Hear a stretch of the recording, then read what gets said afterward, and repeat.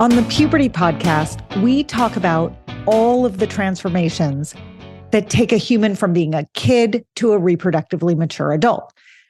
But we also talk about all of the adjacent topics like emotional and social shifts, because those are deeply, deeply impacted by the very same hormones that govern puberty itself. So under this enormous umbrella of puberty falls an incredibly important topic of healthy relationships, and particularly a subtopic of healthy romantic relationships. I love this conversation that you're about to hear so much because it guides parents and all of the adults raising kids through the path of navigating healthy relationships. And as it turns out, not just relationships between and among kids, but adults can use the same lens to look at relationships that they're involved in as well. Ebele Onyema is the Director of Digital Content and Partnerships at the OneLove Foundation, which is the national leader in educating young people about relationship health. She is thoughtful, she is experienced, she is educated in all of the issues that surround the topics that she teaches and speaks about. I can't wait for you to listen to what she has to say. Hi, Ebele. Hi. So I have a story. I know, shocking listeners. I never have a story. Wink, wink. I was working with some educators at a school yesterday and was walking down the hall, and I saw a group of girls smiling and sort of confidently strolling down the hallway in their OneLove sweatshirts. No. And I was like, this is a sign. This is a sign. It was so, and I wanted to stop them and be like, do you know that we're going to interview them tomorrow on our podcast? But I knew that was like the absolute worst thing to say to a group of 16-year-old no, girls. I wonder what they would have said. They may have been excited. So it was very cool. And I will send the school our episode when we're done because they're very, very proud of their work with OneLove. So I will do that. That's incredible. Oh, that feels so good. It was kind of exciting. So for people who don't know about you and what OneLove does, can you give them a little bit of background? Absolutely. Well, my name is Ebele, and I am a trained social worker, and I work at an organization called the OneLove Foundation. And OneLove is really special in that it was really born out of tragedy. And I'm just really proud to be associated with a family and an organization that has tried to make sense out of something that didn't make sense. So a woman by the name of Yardley Love was murdered by her ex-boyfriend about 3 weeks before she was supposed to graduate from University of Virginia. And as the family was going through that experience and as they were sitting through the trial, Yardley's friends were testifying, and it became clear that all of the friends held some piece. They saw something, they noticed something, but they didn't know exactly what they were seeing. And, maybe even if they were asked at the time, they may have said, well, Yardley's okay, he probably has some anger issues, or maybe he drinks too much, but they weren't labeling what they were seeing as really the warning signs and then the escalation of abuse. And so this family came together to start what was originally a kind of a small operation that's now turned into a national organization dedicated to helping young people understand the signs of unhealthy relationship before it becomes abuse. And not every unhealthy relationship will become abusive, but every abusive relationship starts unhealthy. So let's just jump in to some definitions then, because I think it will help people to understand what healthy means and what unhealthy means or looks like. Can you walk us through the distinction? Yeah. So one of our key pieces at OneLove are the 10 signs of a healthy relationship and 10 signs of an unhealthy relationship. And everything that I'm going to say to you guys can be found on our website, joinonelove.org. Everything that we do is available for free. But the 10 signs of an unhealthy relationship are things like intensity, when someone expresses very extreme feelings and over-the-top behavior, or manipulation, when someone tries to control your decisions. Isolation is a big one, when someone keeps you away from your friends or your family or other people. Belittling, I think we know is unhealthy, right? When someone does or says things to you that makes you feel kind of bad about yourself.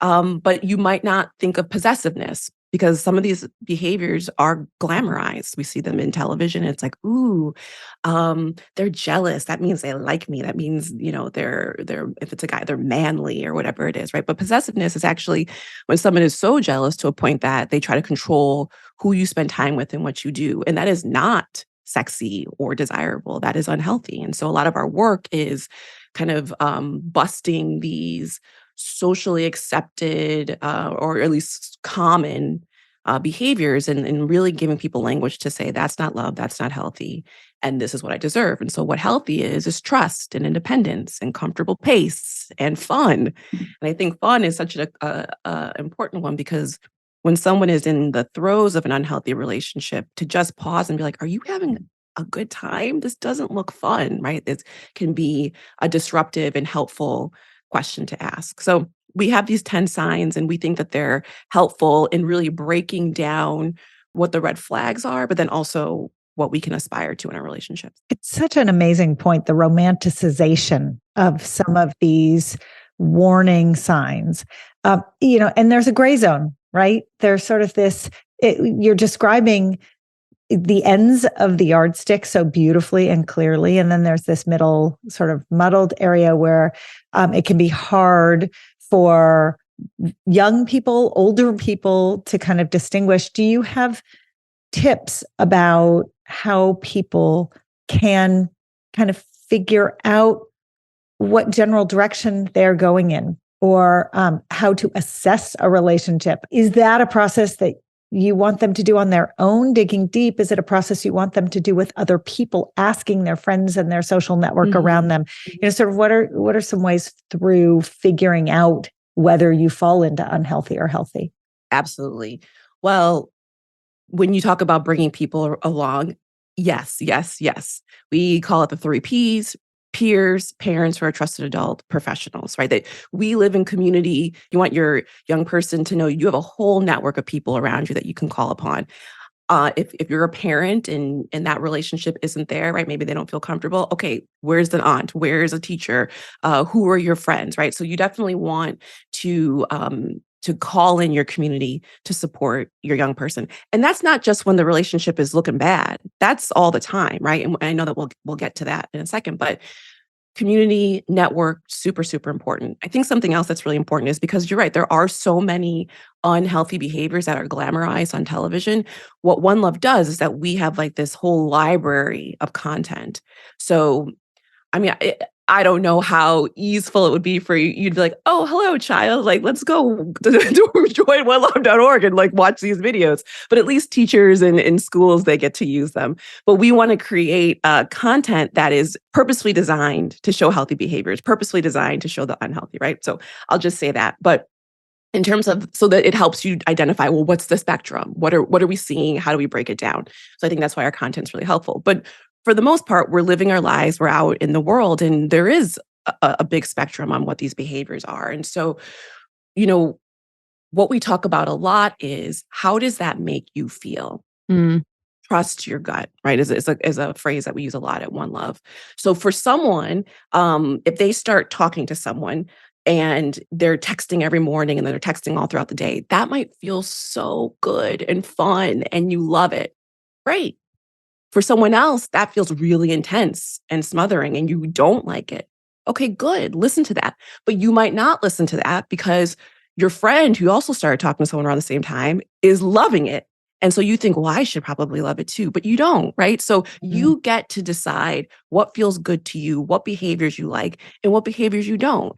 And then what's hard for all of us is that you then need to communicate that to the person on the other side of you. And it can change.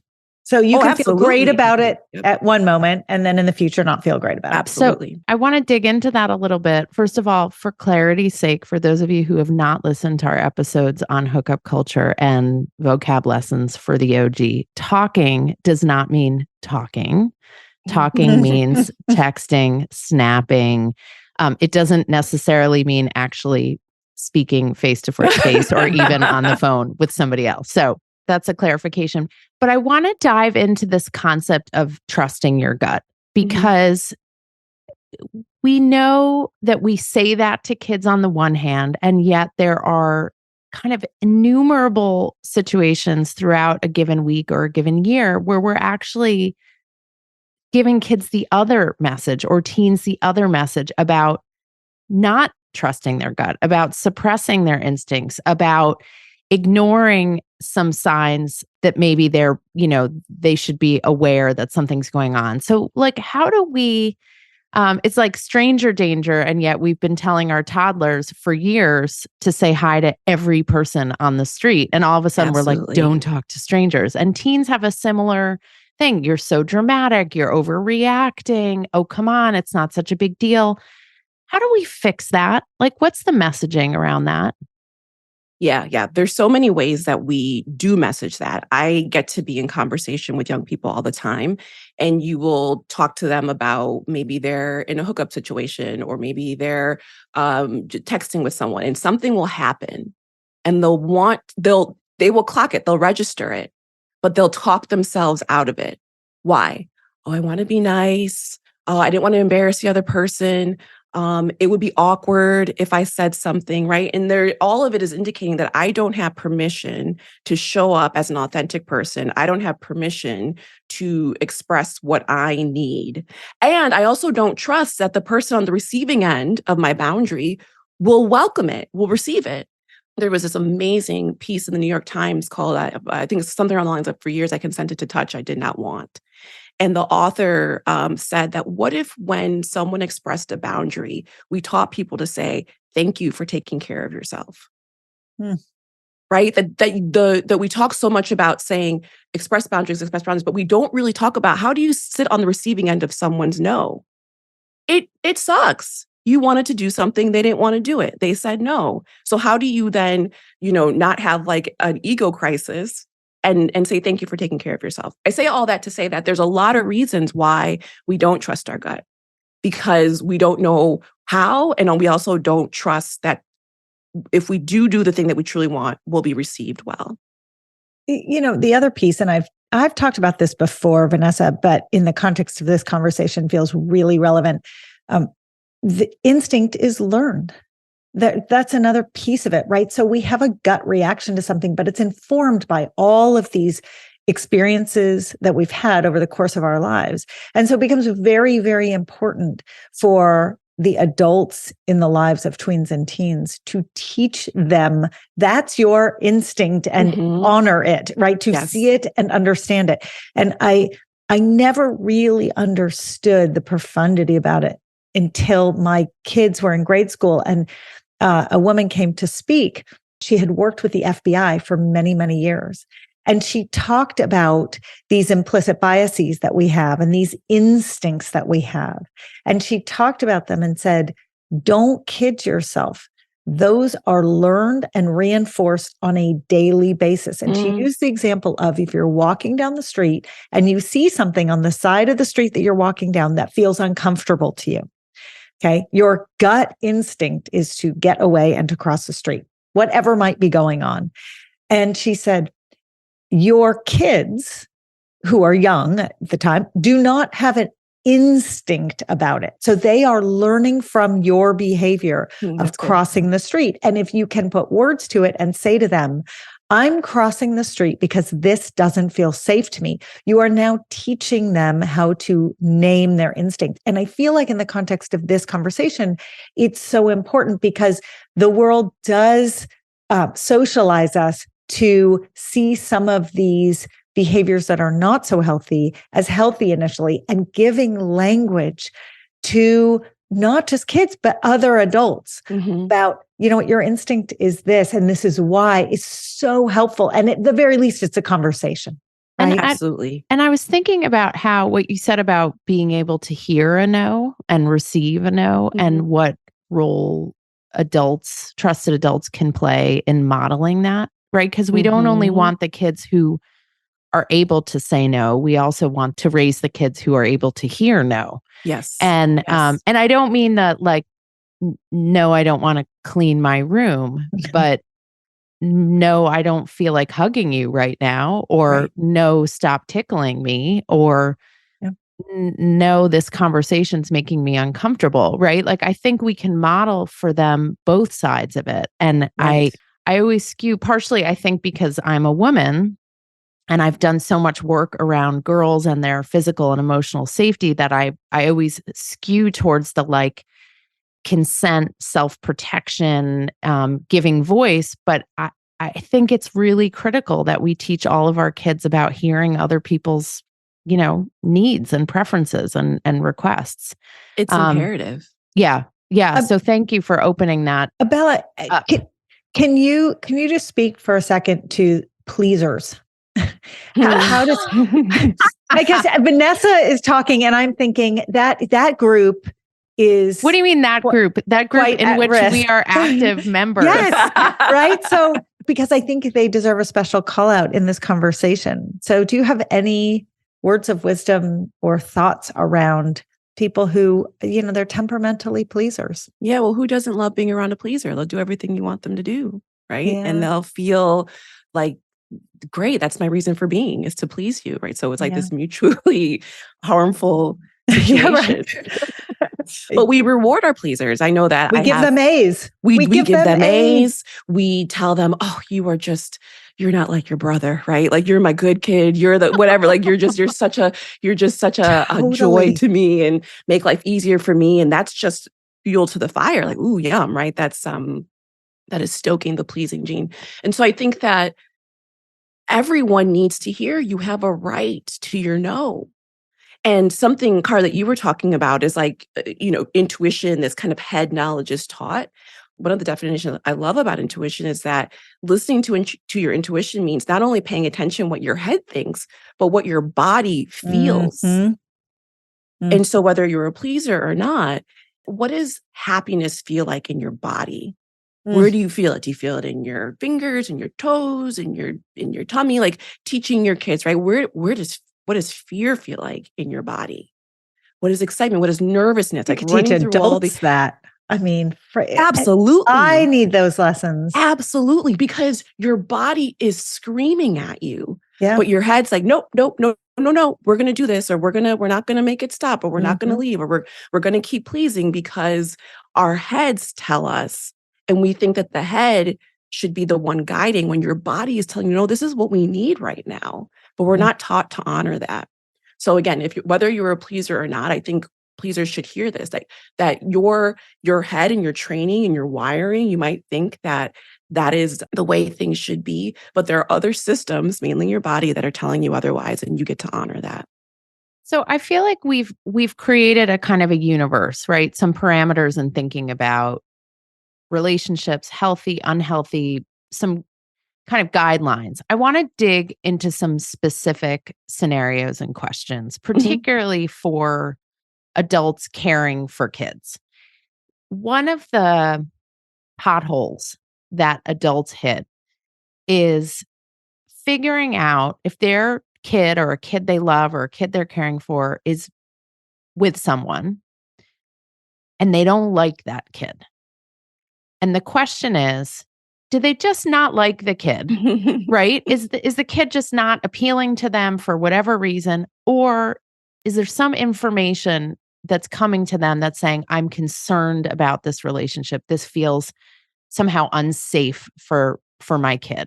How do we parse that? Like, how do we handle that as adults without getting in the way of our kids learning how to be in relationships? Yeah. Well, one of the things I love about you two and what you bring to the world is how you really do encourage honoring your kids and their experience. And so, again, you don't start doing these things when you're worried about your kid. If you have a child who is dating, hanging out, because these behaviors, your kid may never encounter an unhealthy or an abusive romantic relationship, but they will absolutely encounter an unhealthy friendship. Absolutely.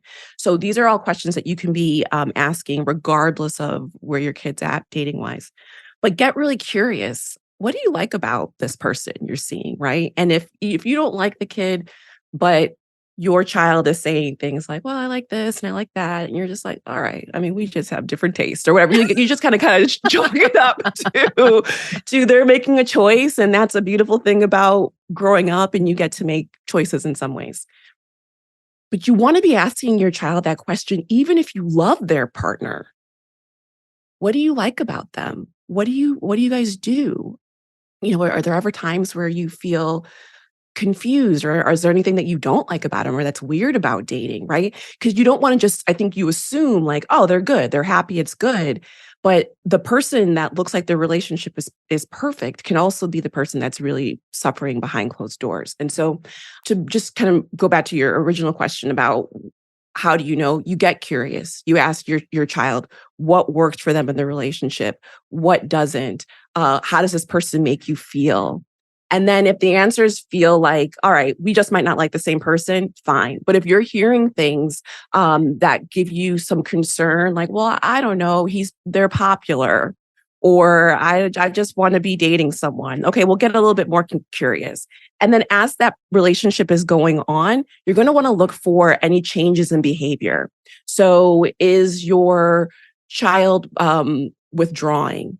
Are they not doing activities that they used to love doing? Are they not hanging out with people that their friends that they used to love hanging out with? Maybe they are doing some of the same activities, but their performance has drastically shifted, right? These are ways that you can tell, okay, this isn't just, I don't like this kid. Like this kid actually might be having a detrimental effect on my child.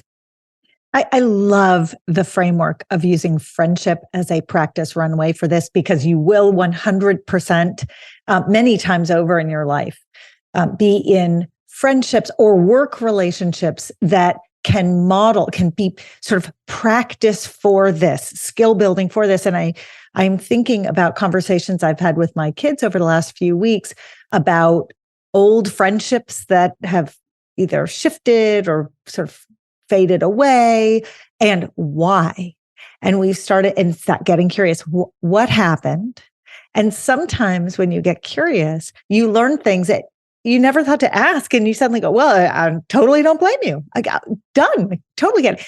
And then sometimes you get to this nugget of, oh, you're operating based upon a piece of information that maybe you want to look at differently. And when you explore that piece of information differently, it gives them permission to go back to the person and talk to the person. So it's like, it doesn't have to be about romance. And in fact, friendship is a great framework for it.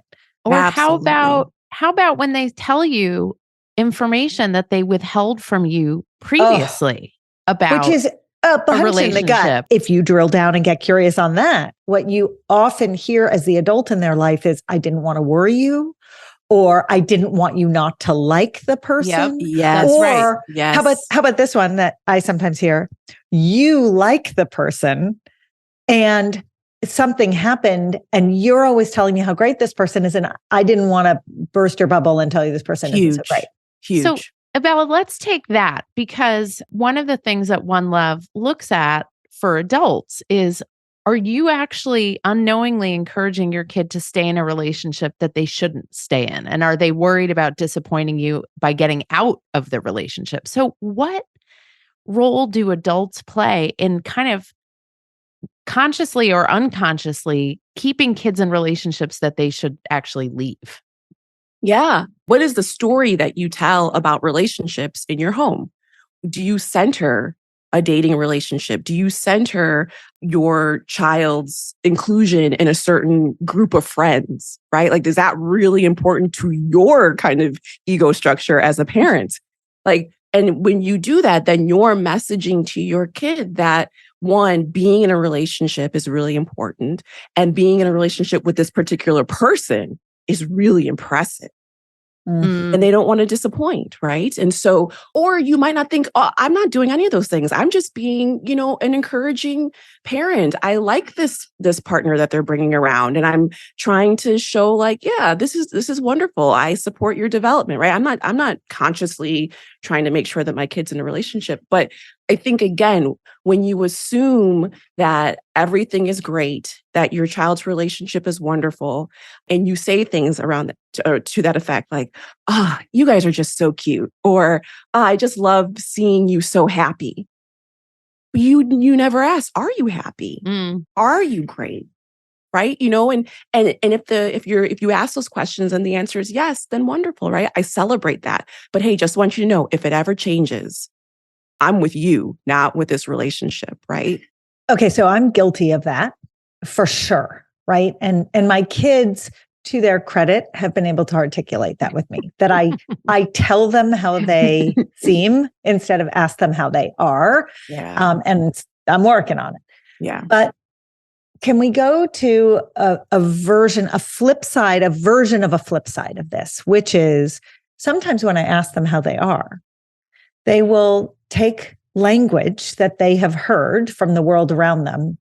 And I think sometimes misappropriate it, or they might want to describe something that's not going so well. And they'll use terminology that sets off alarm bells for me, because it's language that it's big words and it's almost accusatory, and they're being descriptive. They're using the language that they have been taught. They're answering the question, how's it going? Well, it's not going well because this is happening. And I'll use the word manipulation as a good example, because I think manipulation is the toe into a lot of the harder topics. But there's manipulation and then there's manipulation. And, sometimes kids will use that language and say, I feel like I'm being manipulated. How do we parse the language? How do we help the kids around us and ourselves understand when certain language is being used correctly and when it's being overused or applied to a scenario that doesn't deserve it? Because words matter. Words matter. And yet, I think is what I want to say. Words matter. And yet, I think at OneLove, we would love if people were using words more. So manipulation actually is one of our 10 signs of an unhealthy relationship. And whenever I teach a workshop, we go through the 10 signs. They're vital to the success of the workshop. And I tell people, I'm like, we're not going through all these 10 words so that you can pass a vocab test at the end. But we're going through them because typically what we hear is that young people using really general language, like, oh, that person's toxic, or that's trash, or whatever, or narcissist is a huge one that's going on, which I would argue that would align with what you're talking about, Cara, like using clinical words to describe behaviors that are not actually, not everyone is a narcissist. But really? Sometimes I feel like they are. It might feel like it. That's not what TikTok says. Is a clinical narcissist. And that's important to know. But we would love if more people were using descriptive words to describe behaviors that are happening. Now, if you are concerned that your child is using words carelessly or doesn't know the ramifications of what they're saying, again, get curious. Oh, someone's manipulating. Oh, wow. What makes you say that? What about their behavior? What are they doing? And then what does it feel like? Man, what does that feel like to be manipulated? Now, you might find out, oh, that's actually not manipulation, but the feeling is real. The consequences are real. And so again, it's not about a vocabulary test, but what are we working with here? And then how do we proceed? So if this person that you're talking to or hooking up with or dating feels manipulative, okay, well, what's going on? What about their behavior feels manipulative? How does that make you feel? And, what do you want to do about it? Should we talk about ways to deal with it? What are some ways that, have you talked to them about it? Oh, you have? And it continues? Wow. Well, what are some things that you do value in a relationship? Again, I'll bring back fun, because that doesn't sound fun, or that doesn't sound respectful, or that doesn't sound like they're honoring your independence, right? Like we have these, again, 10 signs of a healthy relationship. So what do you want to do about it? And they might say nothing. I want to do absolutely nothing. And you say, okay. Or they might want to talk about it, but they don't want to talk about it with you, or whatever it is, right? Then you start bringing your crew around. But you let them express what's happening in the world. You help them make sense of the thing that's happening in their world. And then you help them figure out what they want to do next. What I like about that is we find everybody, kids and adults, struggle with, they kind of know they want to address a situation, but they don't always have the language, right? So we're talking about sort of vague or inaccurate language on the front end. But then on the back end, and they say like, I want to bring it up, but I don't really know what to say, or I want to bring it up, but I'm worried they're like going to get mad at me. And so the dreaded word role play, we need like another. Can you, Abella, can you like come up with a rebranding for role play? Because it's so important. I But like know. everyone, the minute you say role play, they're like, ugh. Want shut down. Yeah, totally. But with kids, or young adults or teens, and you say, like, well, let's practice it, let's figure it out. And 9 times out of 10, when I suggest the language to use, kids are like, I would never say that. Like, I would never use those words. And, but like, maybe that's a way in. Maybe the way in is like, you are so lame. And so then you can say, okay, well, what would you say? Like, I'm lame. I'm not cool.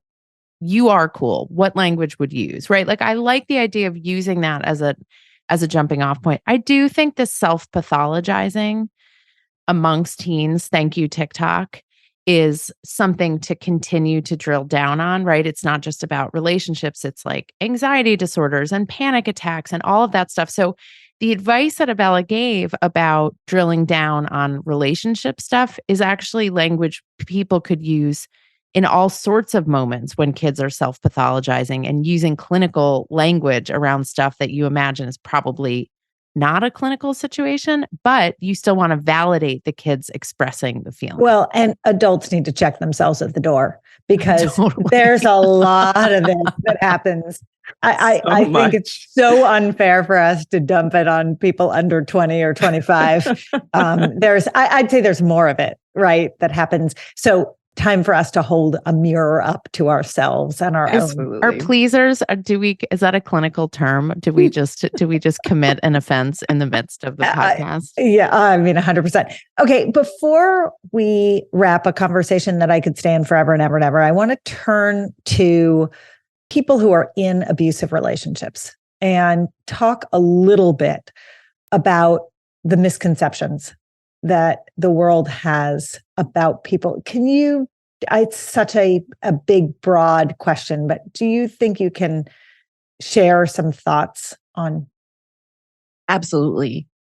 Over 1 in 3 women, nearly 1 in 3 men, and 1 in 2 trans and non-binary individuals will experience intimate partner violence in their lifetime. Those numbers are astounding. And because they're so big, that tells you that this is not an issue that is specific to a sliver of a population. This issue cuts across class, race, gender, sexual orientation. It doesn't matter if you live in the biggest house on the hill or in the most under-resourced neighborhood. There is intimate partner violence, there's relationship unhealth and abuse happening in your community, and maybe based on those stats in your family. So that's number one. Number two, I think that when we think of the typical narrative, it is a heterosexual couple, the guy's the one behaving badly. And that is a very common narrative. But it really makes it then hard to help people who are in same-sex couples who are in unhealthy situations. One, because there isn't like this general kind of framework for that. So it's like hard to believe that that happens. And like, well, who's the aggressor then? And who, and that's weird. And that just doesn't happen. And if you can't see it, then you can't help it. And so when you are a young person and you're in that dynamic, you just think that you're alone, that you're the only one experiencing this. And then the person who's acting unhealthily towards you uses that as leverage. No one would ever believe you. Where else are you going to go? No one would love you the way I would, right? Like, and these are common things that are said across whatever unhealthy relationship, but they're just that much more acute in relationships that break from our norm of what we think is an abuser. I brought it up before, but the kid that you think is so great and is the star of this and the captain of that could be the one that's unhealthy. There is no like, oh, I'm going to know if my kid is in an unhealthy relationship because the person's going to look like a monster. That's not what happens. Right. There's no tell. There's no tell. There's certainly red flags. There are warning signs that you can look out for changes in behavior when you're on the receiving end of those unhealthy behaviors, but you don't necessarily know off the bat that you're stepping into a situation with someone who might be hurtful to you. Can we sit in the hardest spot now, which is you have a teen that you love who is in an unhealthy relationship and you want to help them get out of it. How do we do that? What do we do? What do we say? That is the hardest spot. And anyone who's listening who is in it, who has been in it, I just want to honor how hard that is. It's an impossible place to be, mainly because we think that there is some magic sentence that you can say that will make your child leave. And there isn't. And that's terrible because you are put on this earth to protect this child and you can't.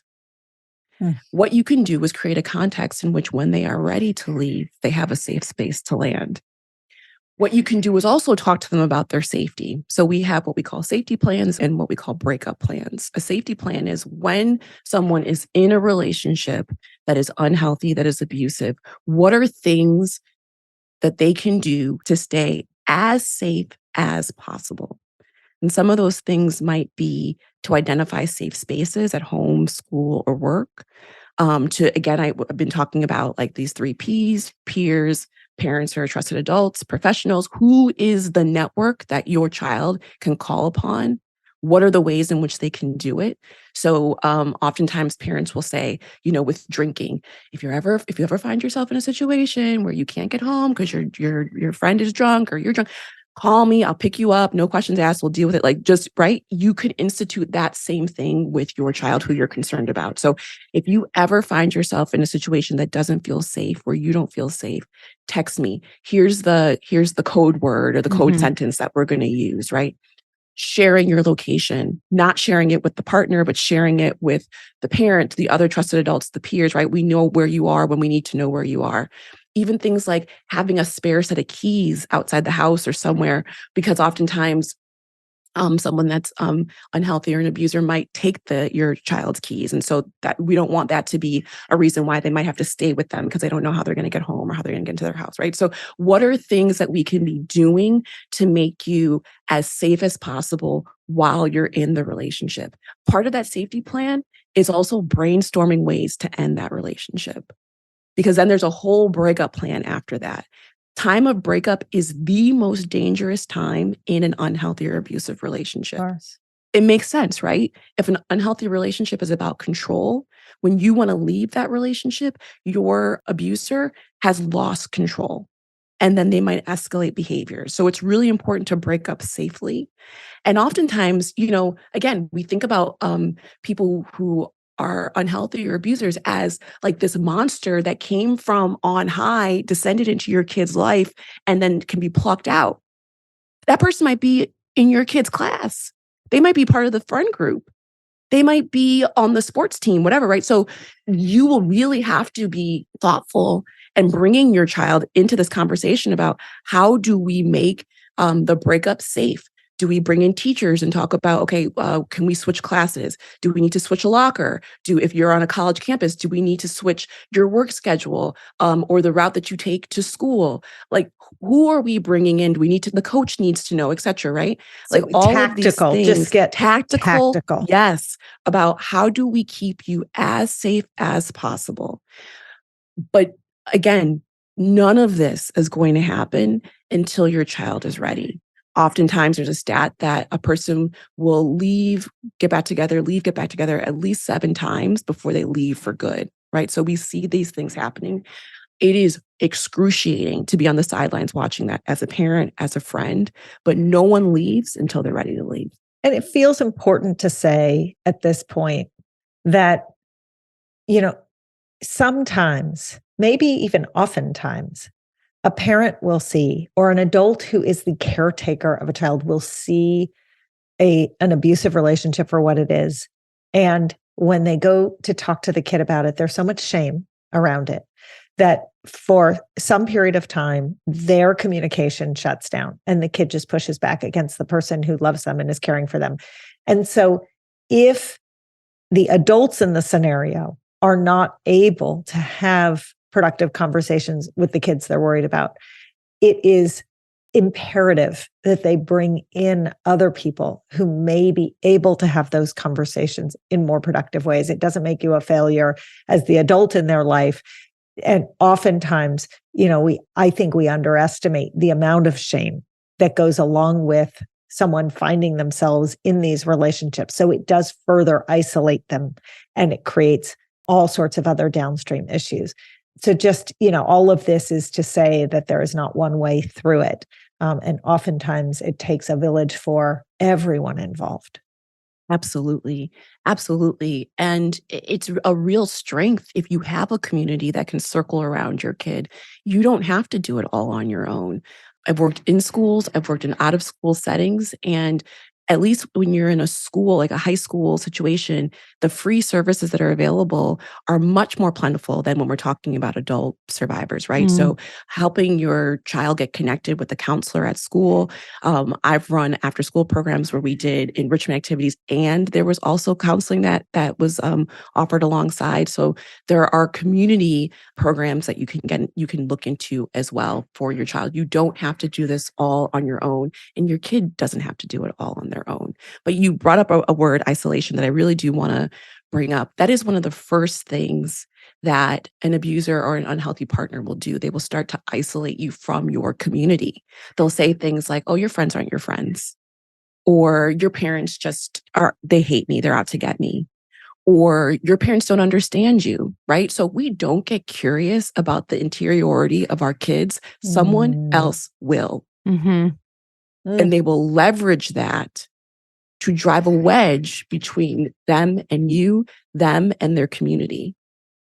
They will establish themselves as the only person who understands them. And it will turn your kid's head around because, as we talked about, that feels good. Yeah, it feels awesome to have someone that is shining their full light on you and telling you how wonderful you are.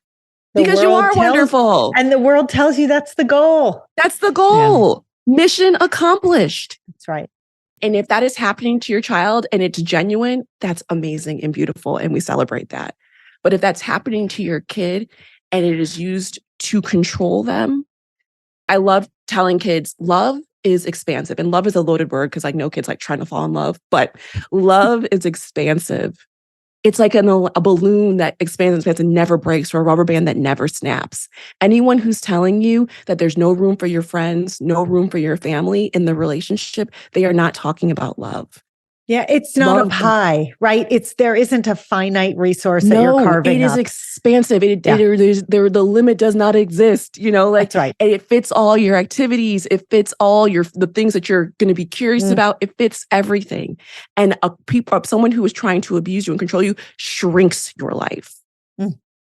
Ebele, this is I'm like so moved by all of the ways that you have named the really challenging and painful situations that adults and kids find themselves in, and the positive ways that they can be there for the people that they love. And I think your advice is applicable to so many subjects, not just this one.